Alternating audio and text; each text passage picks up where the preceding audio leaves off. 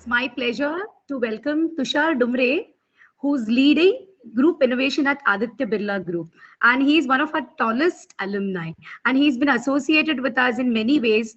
So it's a double pleasure to have him in the cell, the institutional innovation cell, as well as a speaker for today. Now, to give you a very brief introduction of Tushar, Tushar completed his B.Pharm from KMKCP in 2007 with an award for all-round performance and various subject merit awards through all 4 years. As a sports secretary, he led the KMKCP team to many victories at intercollegiate sports meets. He is married to Poonam, an alumnus and sports secretary of 2009. Right, so that is again another bonding. So KMK bonds strong in the Dumbre family. After graduation, Tushar worked with Vocard Limited in the international sales team for 4 years while preparing for CAT, which he cracked to enter IIM Trichy in 2011. Tushar was conferred a gold medal for All-Rounder Student of the Year at IIM for his outstanding performance in academics, sports, and various B school competitions, and appeared on the director's merit list in 2011-12. While presenting the gold medal, Mr. Kumar Mangalam Birla, of the head honcho of Aditya Birla Group, proffered Tushar placement at the Aditya.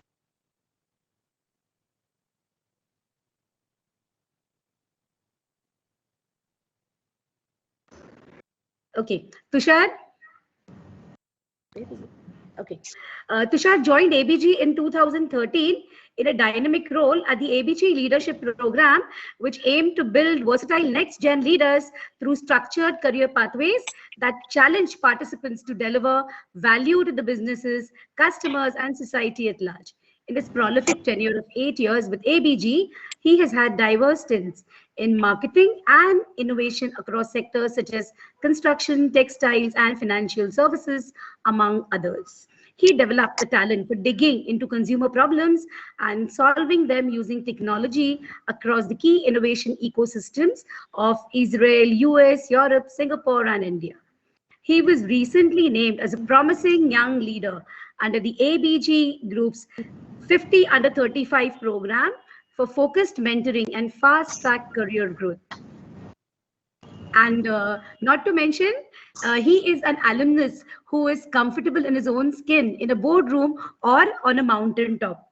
Right, so he is an avid outdoors enthusiast. He has spent an idyllic childhood in a small village along the Malshed Ghats, and he has a deep passion for outdoor sports like trekking, swimming, and cycling, which gave him life lessons of teamwork, resilience, and failure management.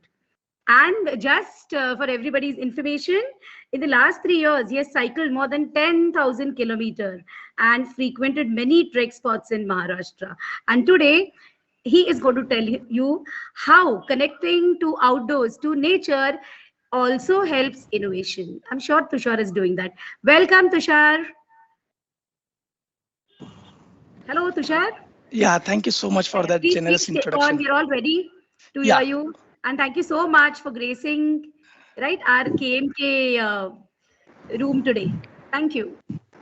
Thank you so much for the generous introduction. Now we request our principal madam to say a few words, madam, before we begin, Tushar. Sure. Good morning and welcome everybody. And I'm really happy to welcome Tushar for the first session on innovation in practice. Okay, innovation is a skill needed for the nation building. It is needed at the individual level for career growth, and it's needed for giving back to the society. I'm reminded of one photo that was circulating on WhatsApp. You know, in villages, women carry water in containers on their head, on their shoulders and all. So there was one photo circulating which was a rolling drum. They could just move that drum, and the collection of water and bringing it to home became so easy with such simple thing. It was a great innovation, I felt. And such innovations are required for the society, for the industry also. And this is KMK's attempt to introduce the students and motivate them for developing innovation mindset. I hope you will enjoy this lecture. We are all looking forward to listening to Tushar, and it is a matter of pride for all of us, all the teachers at KMK, to listen to Tushar, who was our own student. So, over to you, Tushar. Thank you so much. Yeah, both introductions are embarrassingly generous. Okay, before I start, I just wanted to thank the entire staff that was and students that was involved in organizing this. I think these events look very simple, but they take a lot of effort in the background. Coordination work, getting everybody to reach, getting the message to reach everyone. So I really thank the team that is doing this. And I think generally in the last, I have been noticing for the last 2 years, but maybe it was before that. But I think we've begun on a fantastic journey where we are involving more and more alumni. We have good social media presence, and not just for the heck of it, meaningful social media presence, right? So I think all those are great, and I really want to congratulate and thank the team for the teaching staff as well as students for this, right? Uh, you all can see my presentation, right? Just one second. Share audio.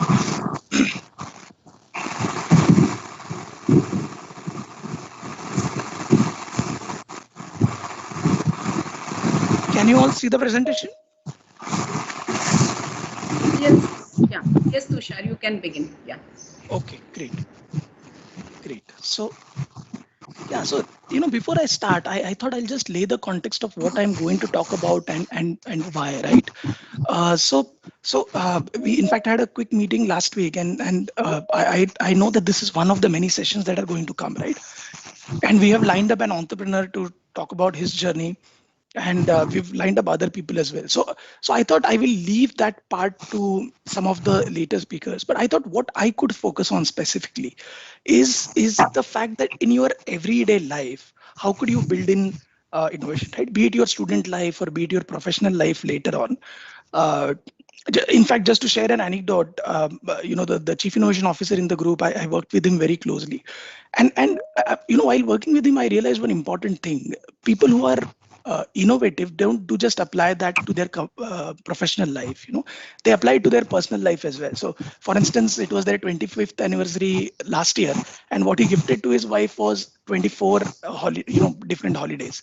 So every month they will go on 2 holidays, and that's how. So what I've learned from many people is we typically associate innovation with startups and entrepreneurs, and if I don't want to go that route, then innovation is not relevant to me. But believe me, innovation is relevant for everyone, right? So that's one important thing. Few requests actually. Just I think you all are responsible adults, so you all know this better than me, but just still, just keep your phones on silent, keep the screen down. In fact, there was a research that was done, when tourists took a lot of photographs and versus a blind group that did not take photographs, they realized that the tourists who were busy taking photographs missed out on up to 50% of the stuff that they were seeing, right? So we may not realize the intrusions these little devices make in our life, but just make sure your phone is on silent, just keep it screen down, right? The other thing I would request is just keep a notepad handy, and this is something I again picked up. Just keep a notepad handy and jot down whatever comes to your mind, right? Because when you listen to speakers from different domains, uh, beyond their topic also, you learn a lot of things from them, right? Could be the way they articulate, could be the way they convince. So just pick those nuances also, right? Participate, please stay on mute. And the last one is I also plan to share this presentation. I'll just knock out the slightly confidential parts from this, but I will share the presentation. So yeah, whatever is on the slide, you don't need to take it down necessarily, right? So with that as the context, let me move on. Yes. So I thought I'll talk a little bit about who I am before getting it, because I think that was a great professional introduction.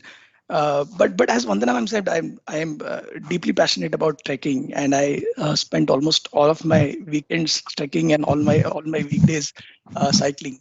And I'll tell you why I'm almost obsessed with this daily outdoor thing.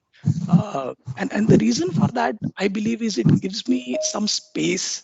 All our lives are so stressed and busy generally, right? So that 1 hour that I invest in a day, or the one day I invest on a weekend, helps me just pause, step back, and look at life as a whole. Be it my personal life or a professional life. And I picked this from my grandfather. When I was a little child, my grandfather used to take me to the footsteps of a hill, and we just used to wander there aimlessly. But when you have experience like that, you always are reminded of the perspective in life, right? That nature is so huge, the society is so huge, and you are just one component of that. So make meaningful contributions, but don't get obsessed with yourself, right? So that was one key thing I learned from sports, right? By the way, this little thing here is an animal called bhekru. It is the state animal of Maharashtra, and I actually snapped this last week at Bhimashankar, right? So yeah, many interesting experiences there, and yeah, I'm so passionate about trekking. If I start talking about that, I may end up spending the entire hour on this. So let me move to the next bit. So the first thing I learned, as I said, from my granddad was having your own space and time where you can think, reflect, step back.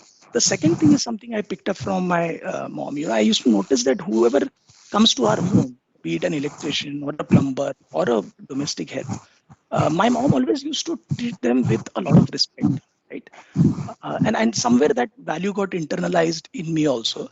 And today, even today, when I go on a site, or when I go with someone extremely junior, I mean fairly junior in the organization, I make sure that I appreciate the dignity of labor, right? No, just because someone does not have an opportunity, he's or she is where they are, right? So it's important to appreciate what others are doing, even if it looks menial to us. And yeah, and just try living someone else's life, and you will have a completely different experience. In fact, when I was in Ultratech, one of the toughest jobs in India is actually driving, right? So we traveled with the cement bulker for an entire day, and that experience was eye-opening for me, because these people deliver cement in south of Mumbai. There are no washrooms there. There are no economic hotels there. So it's a tough job, much tougher than what most of us live through. So that's the second important lesson I picked up in life, right? uh, and the third one that I picked up in life, a little later, from my reading as well as from my experience, was it's important to be a generalist. You might want to specialize in one area, but it's important to be a generalist, because that gives you the diversity of experience, that gives you the exposure to think differently, right? And hence my focus in my student life as well as in my professional life has always been to be a diverse professional, right? I mean, I couldn't top the exam, but I got all-rounder of the year award in KMK as well as IMT. So yeah, that was the thing. So fairly focused on being an all-rounder. And I think, again, it teaches you a lot of things, of how to work with people, how to articulate your ideas better, and basically relate and have empathy for others, right? So those are the three things I thought I should talk about myself, beyond what has been introduced already, right? Uh, so before I start off on innovation, I wanted your perspective on what do you think innovation, right? Because like most terms, this is again quite commonly used, mostly abused term when we use innovation for anything and everything. So I just wanted your thoughts on what, according to you, is innovation. I think you all are familiar with the Menti thing. Just log on to Menti from your phone or from your another device, and type this code, right? And we'll see what you have to say. So I'll give about 1 minute or so for you to type in your responses, and then we could move to the next. Is that okay with everyone? So just, yeah, you could start typing in your responses.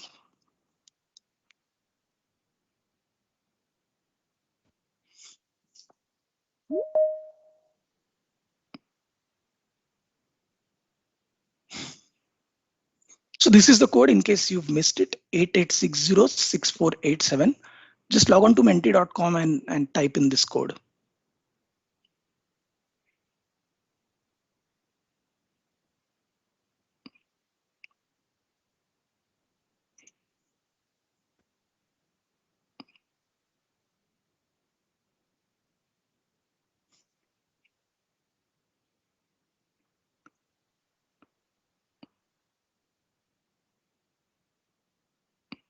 I'll just give a few more seconds. Okay, great. So some people have started. Okay, imagination, creativity, pathway, unique, need, novel, creating new things. I think by need, someone means the consumer need or your target audience need. Thinking out of the box, brainstorming, creating new things. Interesting. Novel, yeah.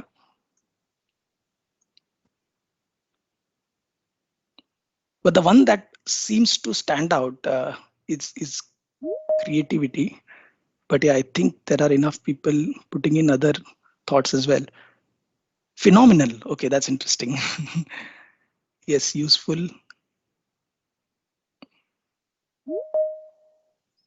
worth it.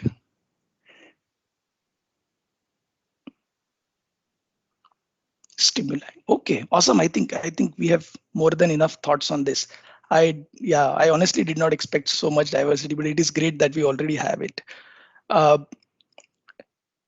so fine. So I think what you're in a nutshell, what you're saying is innovation is about unleashing creativity. It's about with passion, delivering something unique.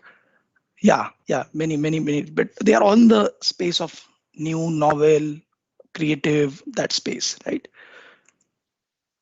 Tell you what, according to me, is innovation, right? So, is it inventing a product that never existed, as someone has written in the word cloud? Is it extending the scope and application of a given product, right? We all know the story of aspirin later on being used as a blood thinner as well. And there are many such examples from the non-pharma world also, right? We have something and we just extend the scope or the application of that to something else. I mean, one interesting example was, when we were looking at the tire industry, and in the Western world, what happens is all the tires that are spent are generally used to make fuel, because there is no other value that they can gain from it.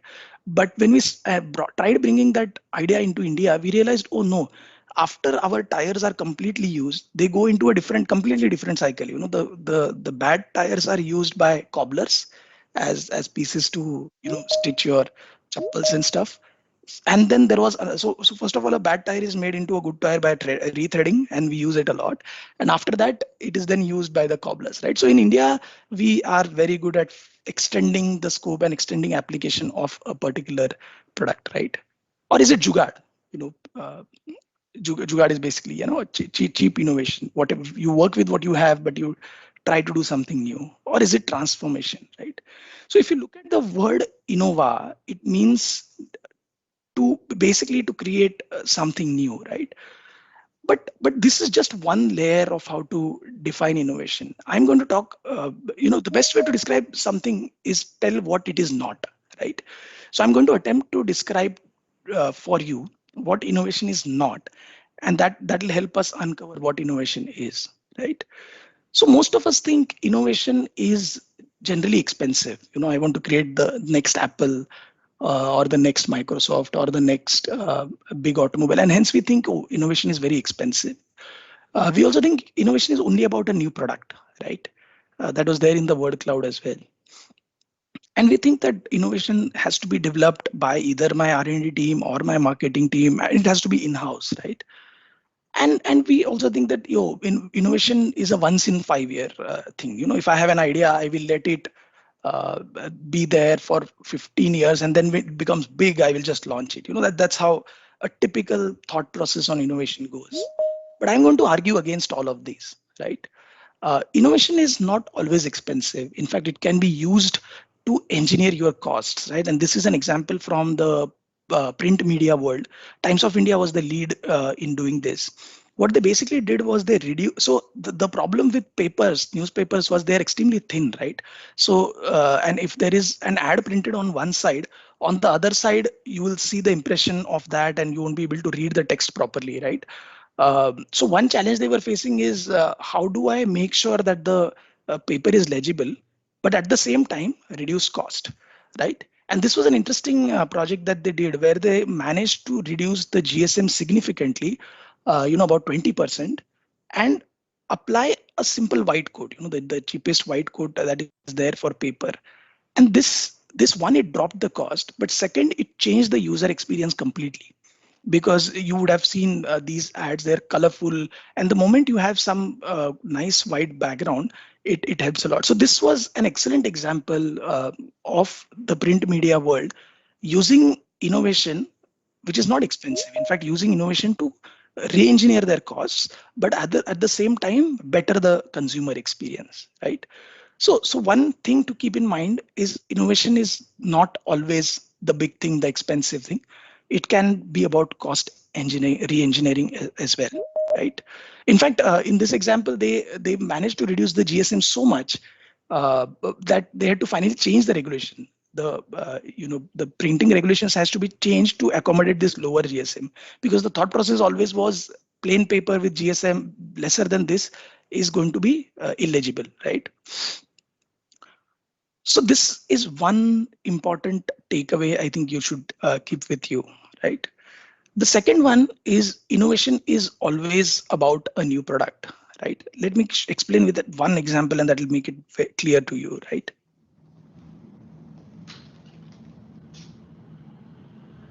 So this is a startup from the SFO area, right, Bay Area, and yeah, as you can see, like in Mumbai, there also the per square feet cost of properties is quite high. So they have come up with the innovation, which basically, yeah, you can install all your fixtures just 1 feet from the ceiling. So these actually become like the false ceiling, but when they come down, you can actually use it like this one, a bed. So it's actually a open room, drawing room kind of a setup, but at night you can just lower the bed and sleep on it, right? And these are of fantastic quality. I mean, the beds and all are very safe and all, but it basically looks like a false ceiling, but when it comes down, it actually is a bed, right? So this is one interesting concept we had come across, and we are working. So the startups I'm going to talk about are mostly startups that we are working with in some or the other capacities, right? So this is one interesting thing where it is not a new product, right? It is just a new way of looking at things, right? Beds have always existed, drawers have always existed, plus these pull-ups have also always existed. They've basically combined all of these and created something very useful. So far I said, innovation does not have to be expensive. It is not just about new product, right? The third important myth that you should keep in mind is innovation is not about developing everything in-house. It is not about, we typically have this image of Steve Jobs sitting in his room and thinking of all the great ideas and churning those out, right? But if you look at the creative processes of most innovators, they would involve learning a lot from others, right? And learning from others, not just of your pedigree, but coming from completely different backgrounds, right? So here is one interesting example. So if you look at the textile industry, the biggest challenge they have is pollution, of course, but the scale. If you want to make fabric, it has to be done at scale. Only then it makes economic sense, right? Similarly, if you want to make thread, then the thread should be at scale. 5 ton is the typical minimum order quantity. But when it comes to end consumer, actually you need a much smaller scale and much more diversity in terms of colors, right?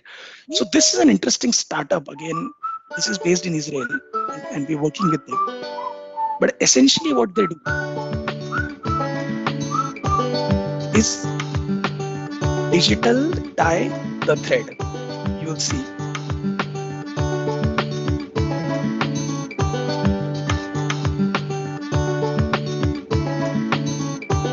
as you can see, one thread can have multiple colors also because it is digital dye, right? Digital dye.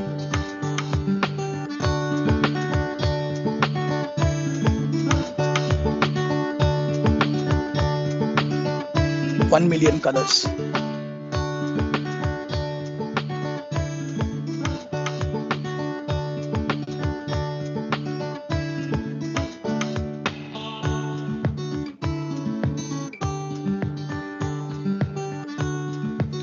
So now the interesting thing about this startup is the co-founders are both from HP, right? And they basically use the technology that is today used to print papers to print threads. So basically quit HP, invested 4 or 5 years in building this, but it is a fantastic technology because now you can make yarns at a very small scale. You can make yarns of 1 million colors, right? Because it is digital.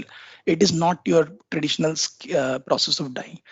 And then you can also have the same thread dyed in different colors, right? So for embroidery and all, this is used a lot. So this is one interesting example. Now we could have attempted doing this internally, but if there is a startup who has developed this solution and is also working with multiple value chain partners, we thought we could leverage that startup, right? It'll give us a early start, and what someone from HP will do, our technical scientists may not be able to do, right? So the simple point I'm trying to make is every innovation does not have to be developed in-house. You can learn a lot from startups, from other universities, and from the value chain as well. Yeah. The last thing I'm going to talk about is we all think that innovation is once in lifetime, right? But this is an example from Amazon, right? And when we visited their center, the corporate office, we saw something interesting. So they have something called as a PR FAQ, right? What that means is if as an Amazon employee, you have an idea, you basically articulate that idea not as a product, but simply as a press release and FAQs, right? So that's why they call it PR FAQ. PR is for press release. So they basically, so if you have an idea, you need to write a short note of 2 pages on what is your product going to do in form of a press release and FAQs, right? And then they basically look at all the ideas coming from Amazon employees, and they finally sort through and develop some of those, right? Interestingly, products like Prime now, Alexa, Amazon Prime have come from this thought process only, as well as the web services. So many of these ideas have actually come from this simple exercise, right? So innovation is not about waiting for that one moment where once in a 5 year you launch a big thing, right? It's about building in a culture where people are continuously think, articulate their ideas, and we have some mechanism of taking those forward, right? So this could be a great place for our institute to start if we are starting on an innovation journey, right? If you have an idea, just write it down as a simple press release and FAQ. Just the only restriction is make it only 2 pages. It's much easier to create a 10-page document. It's very difficult to distill all of that into a 2-page document, right? So this is something I picked up at Amazon, and it was fantastic actually. So yeah, right. So far, I hope you all are with me. Innovation does not have to be expensive. It does not have to be about new products only. It doesn't have to be in-house, and it doesn't have to be once in 5 years. It can be a culture that you arduously build all along. Great. So that was a quick perspective on what innovation is not, right? Let me talk a little bit about the types of innovation, right? Basically, product is something that I think we obviously understand, but innovation could be in terms of process, like the example I just showed you. It could be for production. This is one area where we've been working a lot, and so all our industries, be it cement or be it metals, have a lot of energy consumption, right? And energy efficiency using AI ML is something that we've been exploring for the last 3 years, and we've in fact implemented it at many places also, right? But fundamentally, what happens is cement basically gets made at around 1350 to 1400 degrees Celsius, right? Uh, with AI ML, actually, you can start reducing the temperature while monitoring the quality of cement, right? And we've managed to save significant amount of energy, electricity, just by using AI ML for this one process, right? So that's the other way of looking at it. Beyond new products, beyond new processes, innovation can also be about something as core and as technical as production, right? uh, Value chain. Most of our industries have a long value chain, and many innovations now focus on building one platform to get all the value chain players together. We in fact have one for textiles already, right?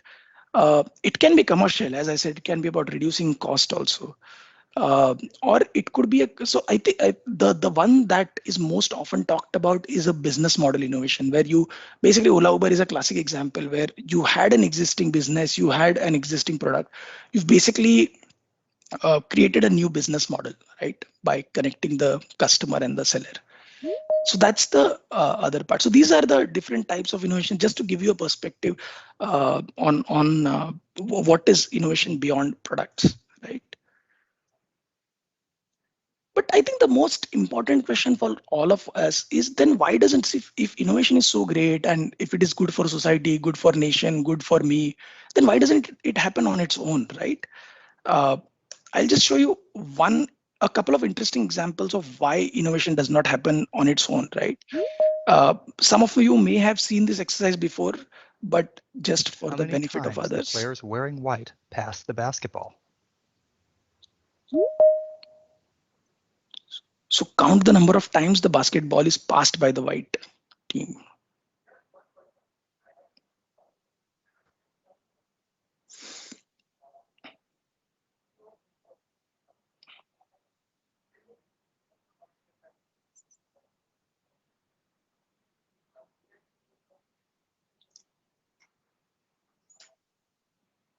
How many passes did you count? The correct answer is 15 passes. But did you see the gorilla?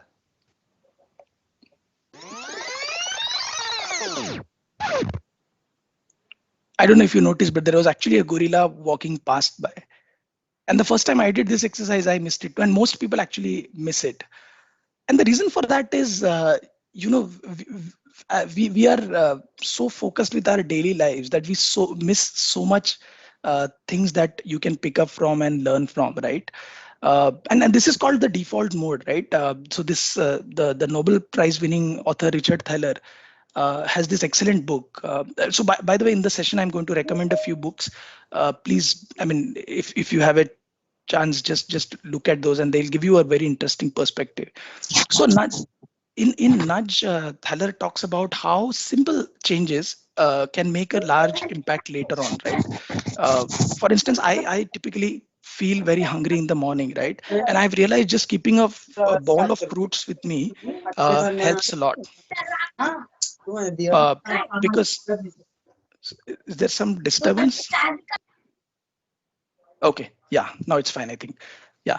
So yeah, just making a simple change like that can have a big impact, right? And I'll give you another example from this book. They studied 2 countries in European Union, and they realized that in one country 95% people donate their organs, post death, and in another country it was only 5%. They looked at a lot of reasons why this could be happening. Is it cultural? Is it the way the final rites are done? Is it something else? They did a lot of that, but finally what they discovered was very interesting. The government form that they're supposed to submit in the country that had 95% success for organ donation, the default was yes. And in the country that had only 5% success for organ donation, the default was no. So what that means is only 5% of the people bothered to look at the alternative. 95% of people were just clicking on the default option, right? And this is something we also do when we look at terms and conditions, right? Unfortunately, we don't have the time to read the entire thing, so you just go ahead, right? So this is the default mode that we all operate in. And I'll tell you a couple of interesting anecdotes. There is a certain way people behave. When you come to the classroom, you typically occupy the same seat.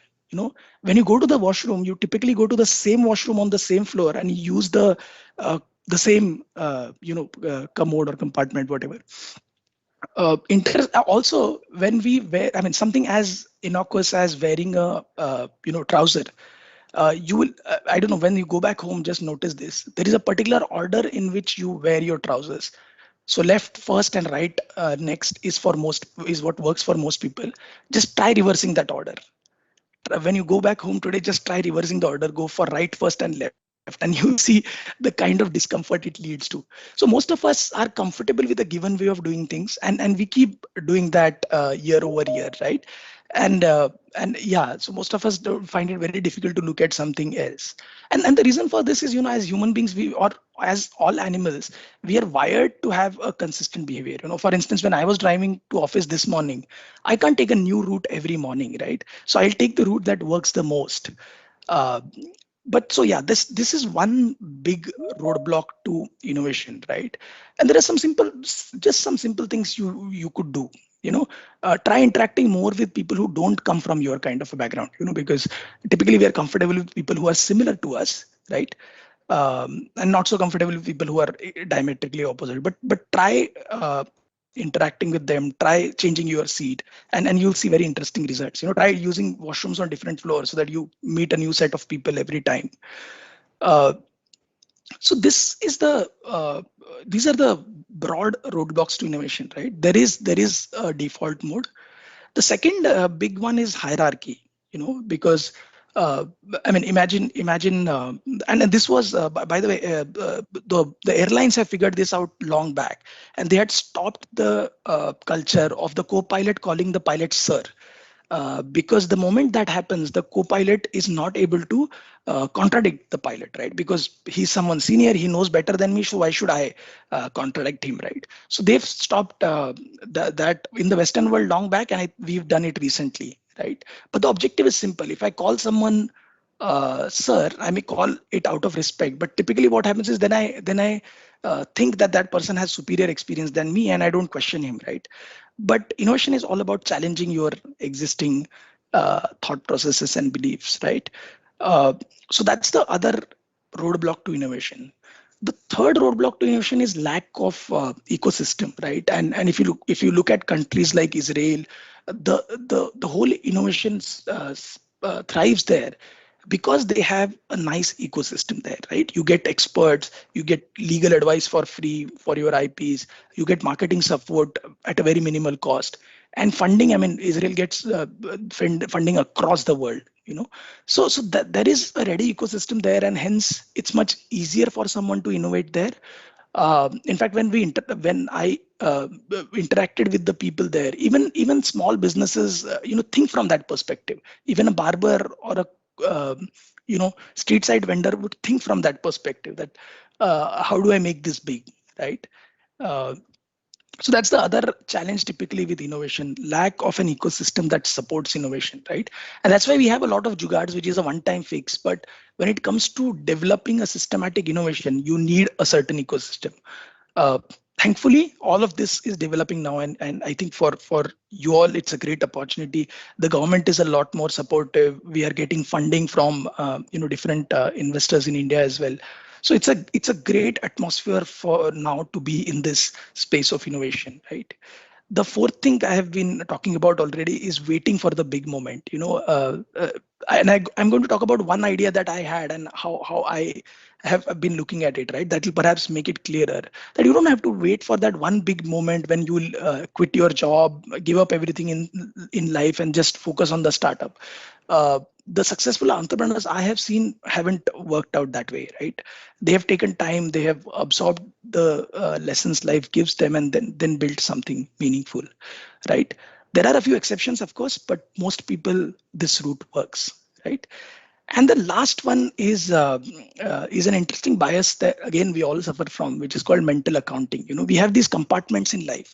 Okay, this is my college compartment. This is my playing time. This is my time with my family. This is the travel. But just try shaking those. You will pick up a lot of things in your professional life that can be applied to personal life, and vice versa, right? In fact, yeah. So the mental accounting bias is very interesting, because what they realized was, this is true about many places actually. So if the gym has an elevator, most people take the elevator to go to the gym, or an escalator. They take the escalator or the elevator to go to the gym, and then they work out there, because in their head they have accounted, okay, this is the time I need to reach the gym, and this is the time when I start exercising, right? So yeah, that's the mental accounting bias that we need to get rid of, because these spaces, when you import learnings from one space into another, you'll see magic happens, right? So these are all the roadblocks to innovation, right? uh, why am I talking about all this? Because one important thing you could do, if you want to develop an innovation bent of mind, and as I said before, it doesn't mean you have an entrepreneurial journey for yourself, or innovation is actually for everyone, and you can make personal as well as professional life interesting with innovation, right? So let me talk a little bit about the process. I have so far covered the myths around innovation, what could be the types of innovation, and finally, why does it not happen by default? It should happen by default, but it doesn't, right? So I've spoken about a few roadblocks to innovation. Let me now come to the other important part, which is the process of innovation, right? So, and this will again be useful if you are someone who thinks you have an idea or a few ideas and you want to just take it ahead, right? So let me move to the process. So don't get into the details of all of this, but typically these are the steps in which innovation proceeds, right? You have certain ideas that come from brainstorming, can come from the external world, startups and other papers, research papers you may have seen. But then it has to go through certain gates to finally create a meaningful innovation out of it, right? Instead of taking time on this slide, I'm going to explain with a few examples, right? So the first step is typically, if you're looking at a consumer innovation, typically you start with either the consumer need, and that consumer need actually comes from trends, right? So in the group, we keep looking at the trends that are across, right? And I'll just explain one trend and then it'll become clearer, right? So these are the multiple trends that are today active in India, right? The most interesting one that I'm going to talk about is the trend of teenagers, right? There are many. I mean, you can look at this later, but this I thought was the most interesting one. Yeah. So in India, by 2030, we expect about 20 crore people to be seniors, right? Now, if you look at any brand or any product, the target typically is the young audience, uh, and if you look at target definitions, it is 25 to 35, millennial, this, that. But this is clearly a blue ocean zone, right? Where people don't look at this as a good segment. But imagine, I mean, you would have these people in your society, or I mean, you may have come across these people in your relatives, but they have basically had a good job all through their life, right? Now they are retiring. Kids are either out of India, or they are, even if they are in India, they are not in the same city, right? So they have a lot of time on hand. They have the purchasing power also, but unfortunately, no one has built a product for them, right? And we are looking at a few of these, and these are the opportunities. They would love to travel, right? Most of them actually also love to work beyond their retirement age, right? Uh, their fashion needs are very different, right? Safety and healthy, and also housing colonies specifically for seniors. So there are multiple opportunities that can come from this one simple trend of teenagers, growing in size and having a good purchasing power, right? I hope that point is clear to all of you, right? So this was one interesting thing, So keep looking for trends that can help you bring in new ideas, right? So once you've done that, this is the typical process through which an innovation goes. You basically generate ideas for your innovation, right? Then you start defining the concepts. I think the biggest learning I had when I came to the innovation cell was just start testing your ideas with consumers, right? So here is an example. This is for Gmail. So this is the value proposition statement of Gmail. And look at the clarity for Google users. So they're saying this is for Google users only who get a ton of mail. So this was pre-Gmail days, by the way, right? When there was a lot of spam coming on other mail services. Gmail is a free webmail service that lets you search rather than sort, right? So they were the first to bring in the search function for mails, right? Unlike other webmail, so what they have done is they have said who's my target, right? For Google users, so that is my target. What will my product deliver, right? That's the other thing. And then the third thing they are also saying is how am I different from the competition? So unlike the other webmail providers, we give you 1 GB of storage, for free basically, so that you never have to delete a message again, right? So this I thought was a very good articulation of a value proposition. And how this helps is if you have an idea, just try articulating it into this, right? Basically, who's my target consumer? What is my product going to deliver to that target consumer's need? And finally, how am I different from what are the alternatives today, right? Yeah, and another book recommendation, by the way, Originals, fantastic book, right? Uh, so once you've done that, once you've defined concepts or built prototypes, and let me actually, so though I am not physically with you, I thought I can show a few samples, so we've been developing a baking range, right? And we've been looking at how could we make it interesting. And one of the big problems we realized consumer had while baking is the fact that it doesn't demold easily, right? The cake doesn't come out easily. So we've developed this simple product. Actually, it's a simple innovation where there is a specific coating on the inner side and there is lacquering on the outer side, right? So what this does is it basically makes the whole mold almost non-stick, right? So that is first thing. So it will demold easily. The second thing is we've made this as a disposable thing, right? So if a mold would cost you 200, this would cost you not even 20 rupees, right? And the insight there again was baking, though it is picking up in India, it is still an occasional thing, when people do it only on special occasions like birthdays, anniversaries, etc. So from that simple insight, we came up with this thing. And in fact, this we are now testing with consumers, right? So the idea is whenever you have an idea, articulate it clearly, develop a prototype. So this is, by the way, a prototype. Sorry, this is not a full-scale commercial container, but it's a good prototype. So this is a prototype we use for testing with consumers. What do you feel? What will you use it for? How much are you willing to pay for this, right? What do you use currently? So those things give us a lot of information about the precise thing that the consumer needs. And when I show it to him, right? So yeah, this has been another learning where if you show something to the consumer, if she can touch and feel, then the impact is very different versus an idea, right? Uh, so the first step was you generated ideas, you defined them or built prototypes or built concepts from that idea. Then you test with consumers, right? Yeah, one important point, some of these ideas can be big in volume, some of these ideas can be big in terms of the margin you get from them, right? So you look for both, right?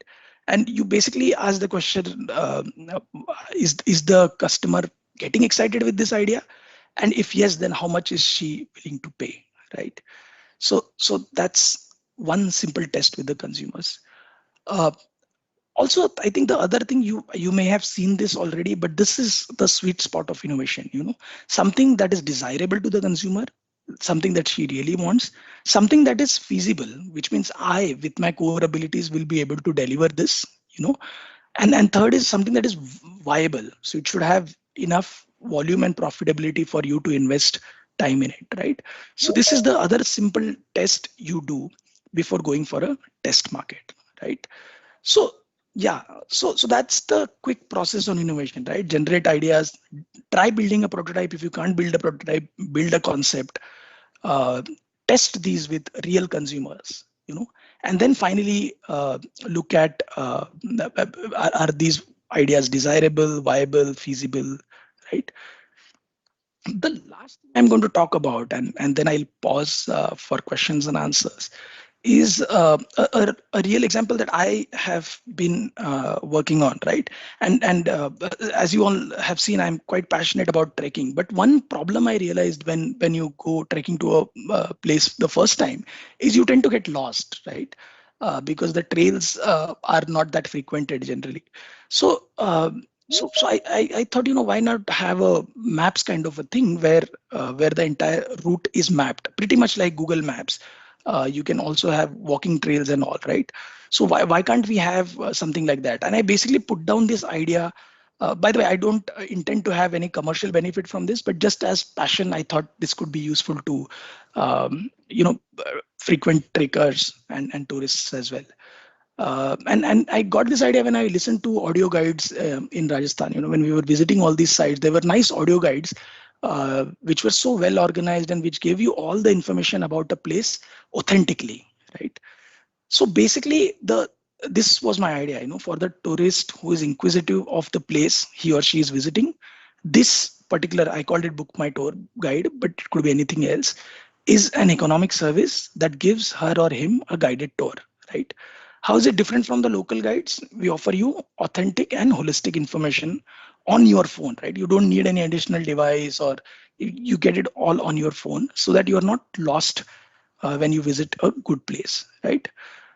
So this was the idea I had, and I started researching on how to develop. But then again, when I researched online, when I looked at the external world, there are platforms that are already doing it, right? And this is one of the most popular ones called Voice Map. Uh, and you have some tours in Mumbai as well, but I think they are a lot more focused today in the Western world. But if my idea has some substance, then I thought, why not pilot it? Why not simply pilot it on this website and see what is the response from consumers, right? Because this website also allows you to create a tour, right? So basically what I did is I created a tour of Shivneri Fort, and then I posted it as well, right? So this was a simple way. You have an idea, you articulate it nicely, right? You bounce it off with your target consumer. In my case, it was a few trekkers who I knew. And then finally, you use something that is existing to pilot your idea. If your idea has merit, if there is value in it for the consumer, then you will see it works, right? And then you can scale up.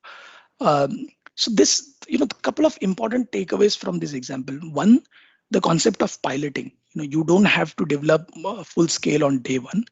Take your time, build a good prototype, and just pilot it. And you will know for yourself, is the product working, not working? If it is working, then what are the changes we need to make? And there are n number of examples from this space in the last 3.5, 4 years, where we thought an idea is interesting, but then the consumer said no, इसमें मजा नहीं आया है ना. So I mean, one example was, for instance, we were thinking of carbon dioxide absorbing cement, right? So once you make your walls, they will absorb carbon dioxide, other pollutants, and will make your room safe to stay, right? When we actually bounced this off with the consumers, they said, no, boss, if I want to get rid of carbon dioxide, I would rather plant a small sapling in my home, right? It'll look nice, it'll look elegant, plus it'll take care of the carbon dioxide as well, right? Then we, in some cities they said, no, ये pollution वगैरह आपके मुंबई में होगा, हमारे यहाँ पे तो pollution है ही नहीं, so consumers actually help stay grounded, and because often when we have an idea, we get too attached to it and we feel this is the best idea in the world. But consumers can actually make you realize what works, what doesn't, and at least help you modify some of these things, right? So I thought this was one real example I could talk about, which will just help you think through, if you have something, then how do you build it, right? So what I have covered so far is, I spoke about the myths, I spoke about the roadblocks to innovation, the types of innovation. Then we looked a little bit on the process of innovation, right? But I thought I'll close with one important thing. If this is the given, then what should I do, right? Because end of every session, the question always is, okay, fine, all this is great, this is interesting, thank you so much, but what do I do with this, right? So I've just put up a few points on one single slide for you all to absorb, right? start with and consult the consumer at every step of the journey. At the idea stage, the prototype stage, when you're developing something new, that stage. Uh, the second important takeaway for me was look at what the world is up to, right? Is the world has the world already developed that solution? Then you can actually bank on that, right? You can actually experiment with that. Stress test your ideas. Stress test your ideas with your distributors, retailers, value chain, and you will get a lot of interesting learnings. The fourth one, as I said, pilot. Don't wait for your idea to become big and then launch it one fine day. Just pilot it in whatever way possible. Uh, the the penultimate thing is uh, we often think if I have a great idea, I will be able to build a great organization or a great product. But let me assure you, a lot goes into building a great product and a great organization, right? Because that taking that idea to execution is one of the most challenging steps, right? And hence, my perspective in life has been you pick up a few things but do them well. Instead of working on 100 ideas, I would rather work on 2 ideas and get them into the market, right? Yeah, like Bill Gates had one great product. Similarly, Steve Jobs also had one great product. Yusuf Hamid, Sipla, had one great category of products, right? So think of that and just build from there, right? The last point I want to leave with, and this is something very important, is uh, yeah, think what your passions are. For me, I realized it is outdoor sports and interacting with different kinds of people, from different state of the society, because that always keeps me grounded and gives me a perspective of where the world is going, right? So that I felt was my passion and my purpose. But I think the most important for you at this stage is to discover what is it that you are passionate about, and build it around that. I mean, at least have some part of your professional life dedicated to that, and you'll see that you'll automatically see you will achieve excellence in that field, right? Because nothing works like passion, nothing works like purpose, right? And if you may have experienced this, people who are passionate also have this infectious ability to sell the passion all around them, right? So that was the last point I wanted to make. I hope it is not too much for you today. I'm going to share the slides, but basically, I have covered a little bit about basics of innovation. What does a typical process look like? And given all this, what do you want me to do tomorrow? So that's how I had structured the whole thing. I hope you liked the presentation. Here are my coordinates. One of the attempts I tried making today was also keeping it a little short so that we leave enough time for Q&A, because innovation is such that you can talk about it for the entire day. It is so wide and broad. But I thought for this session, for the first session, just giving you a perspective on what is innovation, what it is not, what it is, and typically how the process runs will help all of you, right? And even if you picked up one or two principles from today's session and apply that in your life, I think that is mission accomplished for me. So yeah, that's all I had to share. Thank you so much for your time. I hope you all enjoyed the session.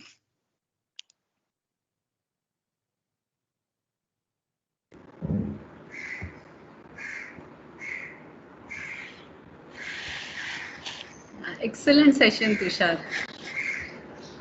Okay, great, thank you. It wasn't too fast, right? I mean, I was always okay. Perfect.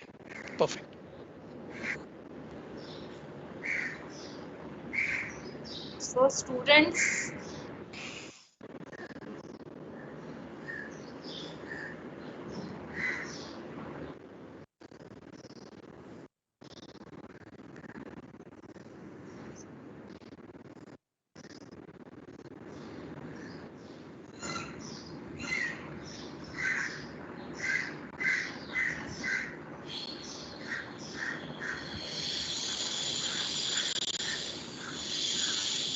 So this is the first step to innovation. No question, no point is bad. Hello. Hello, sir. Yeah, hi. Yes.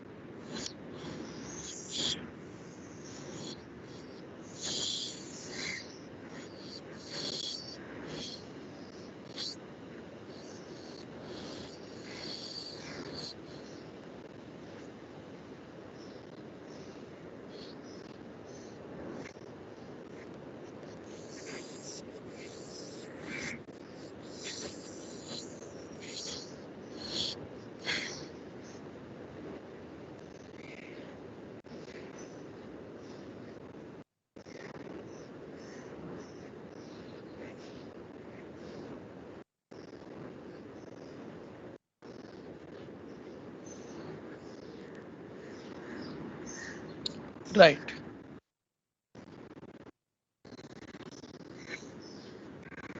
Right. So, I mean, at a conceptual level, the filter is simple. The three circles I had shown you, is it desirable? Is there a consumer segment, or, for you, it could be doctors, it could be the end consumer, but is there a segment that really needs it, right? That was one. And of course, you need to develop something unique for that to happen. The second is it viable? If you go ahead and make this, will it be viable for you, right? And unless you're doing it for charity and passion, that's a different thing. But if you're doing it as a professional experience, then is it viable? And the third one is it feasible? I mean, can it technically be done at all? And can I do with all my resources, right? So again, going back to the audio tour guide example, it ticked the desirability box, right? Because people face this issue when they go trekking that they get lost. If you look at the feasibility angle, yes, I mean there are people who are already doing it, so feasibility is not a problem at all. Viability, I was not doing it for any monetary reasons, but yeah, you could typically apply that filter also from a viability perspective. Yeah, so typically conceptually those are the three filters you need to apply, uh, and you will figure out, the beauty of this process is, we've seen this happen internally also a lot, in the group. When we start off at the idea level, our confidence on anything is very low, but the moment you put it down on a piece of paper, you bounce it off with five people, you talk to a few potential consumers, either you will, मतलब दूध का दूध पानी का पानी हो जाएगा, या फिर you will really develop the confidence that this is worth it, right? So that's the only thing. Sorry, Rishikesh.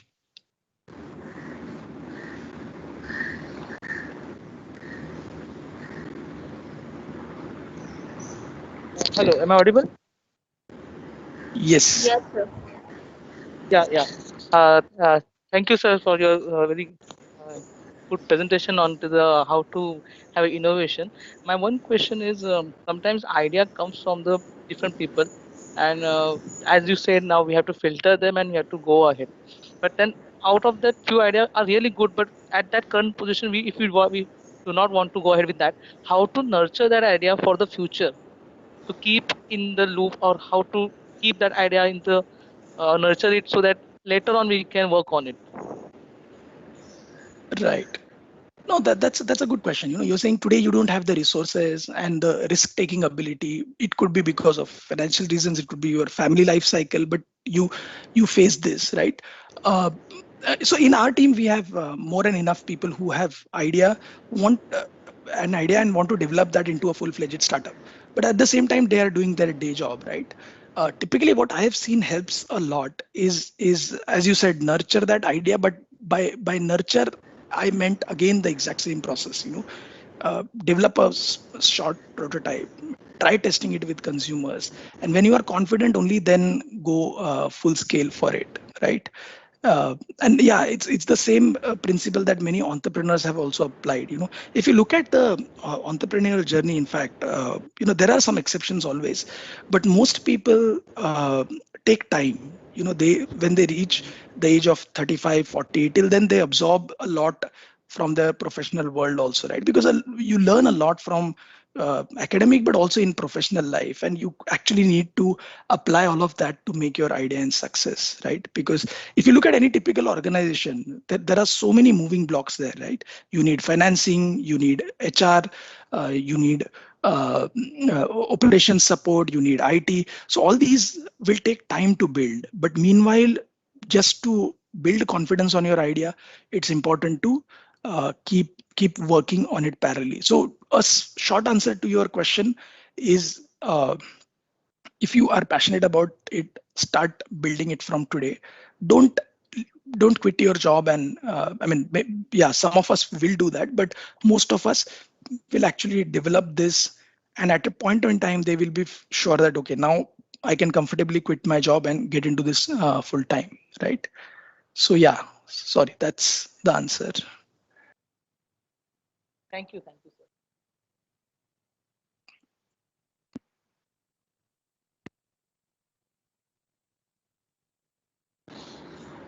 Shivam, yes, Shivam.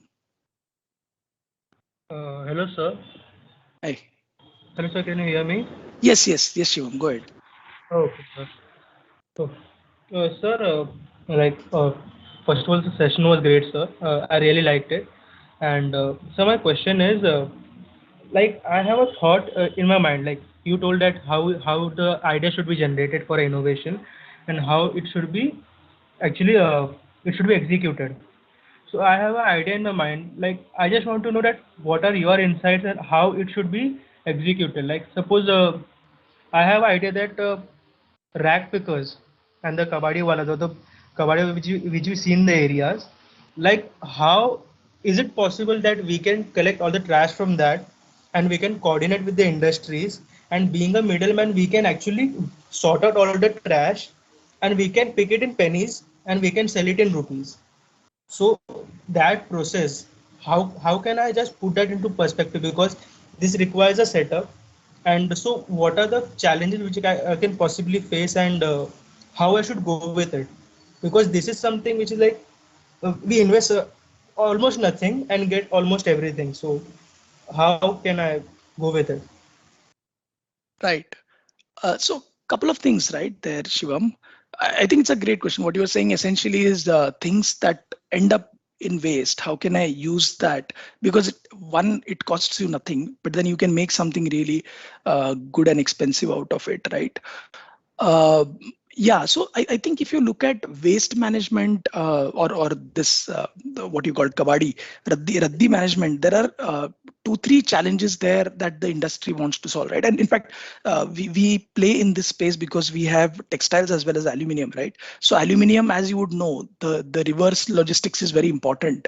Otherwise, you will always have to make new aluminium, right? But if you get recycled aluminium back, you can much more energy efficiently make it into a new product.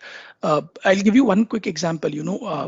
Our business called Novelis in the US, they make cans. In fact, 2 out of every 3 cans in the world are made by our company, right? What is interesting is those cans, if they can be segregated properly, and they come back to the because remember, this is food grade, right? All these materials are food grade. So if it comes back through the reverse logistics very properly, then we are able to recycle it and make aluminium at only 10% of the original energy required, because this time you're using a recycled aluminium rather than virgin aluminium, right? So you're not extracting aluminium from alumina, but basically recycling it. So the one challenge that the industry faces is segregation, right, Shivam? And segregation again has levels. One is manual segregation, कि आप plastic अलग रखो, metal अलग रखो. But the second is segregation using a technology, right? Because most containers would have some or the other ink on it, right? Printed. Most containers would have multiple layers. If you look at our toothpaste, if you look at our many of our containers that come in FMCG, the cosmetic containers, they are typically made of multiple materials. Tetra Pak is a great example. It has plastic, then aluminum, then paper, then another plastic on it, right? So these are very difficult to recycle. So one is segregating manually, the other is using some technology to segregate. I'll give you one more example around that, but before that, let me finish this. So one challenge is segregation. Second is once you've segregated it, then how do I treat it and convert it into meaningful? So we in fact are working with a startup that is in the space of inks, and just to give you some thought starters, okay. So what this guy does is he basically makes ink that is magnetic, right? And again based in the US. And how that helps is, let's say I have this, right, and I have something printed on it using that ink. Later on, what will happen is, when I recycle it, I can actually remove the ink from the mix by simply using the magnetic ink, right? Because it is magnetic, it can be attracted by and taken off very simply, right? So this is an ink that he has developed, very interesting solution, coming completely from a recycling perspective. So think of spaces like that where you can add value, right? By the way, your observation, if the rack picker is already picking something, it means they're getting money for it, right?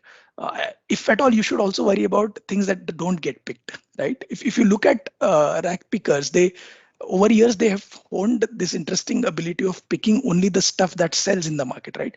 तो वो कागज उठाएंगे, वो metal उठाएंगे क्योंकि उसका अच्छा भाव मिलता है. Plastic, maybe you will see they only pick up certain type of plastics. They don't pick the others because they know it is not one single polymer. उसको कोई लेगा नहीं. मतलब they don't know the technology, but उनको पता है कि सामने कोई लेगा नहीं, right? So that's the other space. So one is materials that are not picked today. Second is, for the materials that are picked, how can I help segregate better, right? And the third is then recycling, right, Shivam? So I don't have a right answer to your question, but here are some perspectives that will give you thoughts to build on it, right? Yes, sir. Yeah, I understood, sir. I needed these all points on this. Right. Hello, sir. Hi, good morning. Yes, Nirav. Yes, sir. Actually, I have one question. When you talked about innovation, so one question came into my mind. Said if we recently see Elon Musk came with a Tesla bot. So if we look into the future, will it not like this is an example of an innovation, right? So will it not take all the human work? Like what's will it not affect the unemployment rate? Yeah, no, this is a great question. Actually, this is often a fear that people have.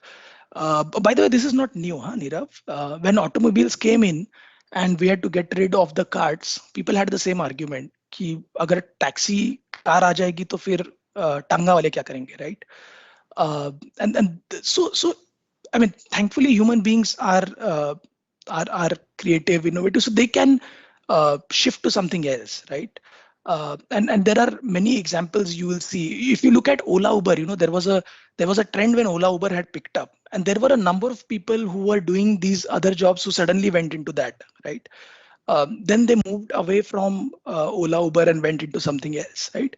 But the beauty of our technology in Era is it will make labor redundant in one area, but it will also increase the demand in other areas. If you look at areas like digital technology, there is just so much demand right there. So I agree with you. It could be I'll tell you where the challenge is, Nirav. For young people like you and me, it's very easy to pick up something else and start working on it, right? It's a challenge for people who are slightly senior and have done one thing in their entire life, right? Like drivers is a great example. Truck drivers, they have been just driving trucks for the longest time, but suddenly one day if their job vanishes, especially the older ones will find a little difficult to adjust to that. But I can assure you, the young ones, I mean, we all have certain perceptions about a segment of society, but they are very entrepreneurial. They can and simply look at the smartphone revolution in India. Yeah? I mean, if I told you 5 years back that it's the people in the remotest villages who will be using a smartphone, you would have said just impossible, right? But you've seen the seismic shift in the last 5 years. After Jio made things free, suddenly our smartphone penetration went through the roof, right? So yeah, I mean, don't assume that if people are doing something today, that's the only thing they can do. They could do a lot more, right? Yeah, sorry, Nirav. So yeah, but I think that's a very important point also to remember. That's why you need to be agile and you need to be a little bit of breadth guy rather than depth guy, because some professionals may become less relevant, or even redundant at a point in time. But adapt and survive, that's the best. Yes, sir. Thank you, sir.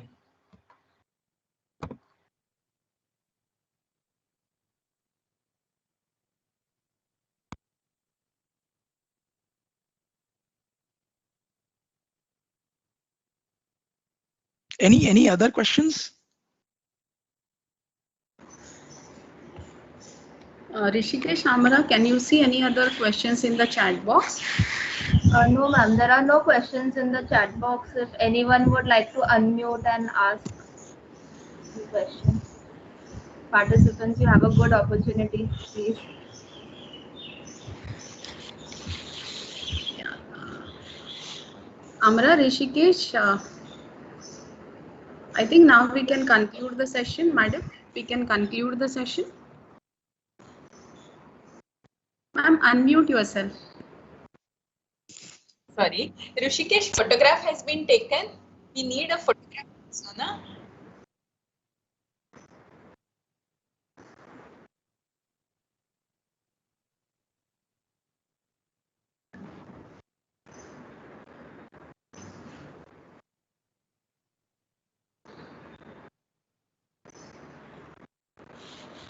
Yeah, now we see all the smiling faces. Yes. Till now, I thought I'm talking to the to vacuum.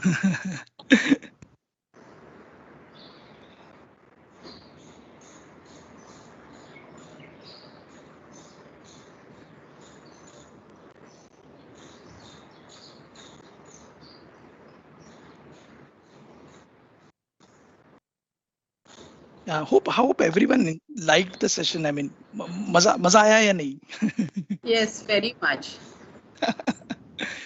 Okay, fine. Just make sure you have enough questions for other speakers. I'm an alumni, so with me it is fine. But it's very important when an external speaker comes in to ask a lot of smart questions.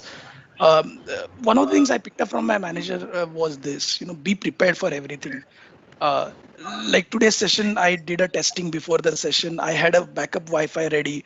So anything you do in life, do it with utmost passion and seriously. And then, yeah, people will also see Proper it. planning.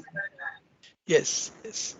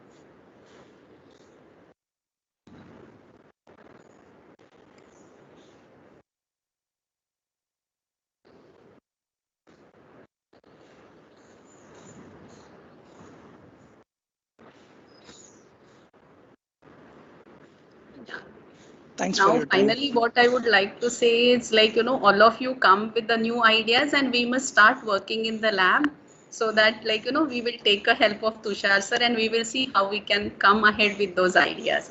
Thank you, sir. Thank you, ma'am. Thank you, one and all. Thank you, Tushar, and Thank thank you. you. Thank you so Thank much you, for sir. organizing this. Thanks for Have a everything. nice day. Yeah, bye. Yeah, Good day. take care. Yeah. Madam, thank you. Yeah, bye. Rishikesh, thanks a lot, right? Yeah, now I think maybe after half an hour we will start our sessions.